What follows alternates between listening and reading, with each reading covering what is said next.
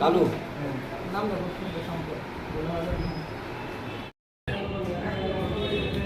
গত 17/3/2024 তারিখ আমাদের গান্ধীঘাট স্কুলের সামনে থেকে একটা মারুতি গাড়ি চুরি করে নিয়ে যায় একদল চোর। পরবর্তী সময় আমরা সিসিটিভি ফুটেজ অ্যানালাইসিস করে অর্জুন দাস নামে একজন চোরকে আমরা আটক করি এবং তাকে কোর্টে ফরওয়ার্ড করি এবং তার ইন্টারোগেশন অনুযায়ী আমরা গতকাল শঙ্কর সরকার নামে আরেকজন চোরকে অ্যারেস্ট করেছি। তার বিরুদ্ধে আগেও অনেক চুরির মামলা রয়েছে এবং এই গাড়ি চুরির সঙ্গে আরও অনেকেই জড়িত আছে। আমাদের ইনভেস্টিগেশন চলছে।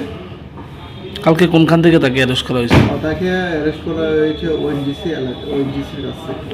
তার বিরুদ্ধে কি আরও কেস রয়েছে? তার বিরুদ্ধে অনেক চুরির মামলা রয়েছে। এই কেসে কি আরও কারোর নাম পেয়েছেন আপনারা এখন অবধি? কেসে অনেকেই জড়িত আছে কিন্তু ইনভেস্টিগেশন চলছে, এগুলোতে এখন বলা যাবে। রিমান্ড চাওয়া হবে?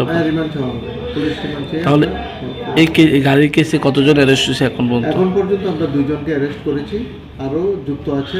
আগামী কিছুদিনের মধ্যে আমরা বাকি যারা এই কেসের সঙ্গে যুক্ত আছে তাদেরকে আমরা অ্যারেস্ট করব।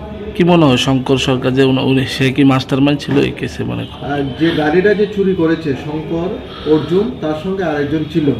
হ্যাঁ, আমাদের তদন্তের স্বার্থে নামটা আমরা প্রকাশ করবো না। এই 3 জনে মিলেই গাড়িটা চুরি করেছে।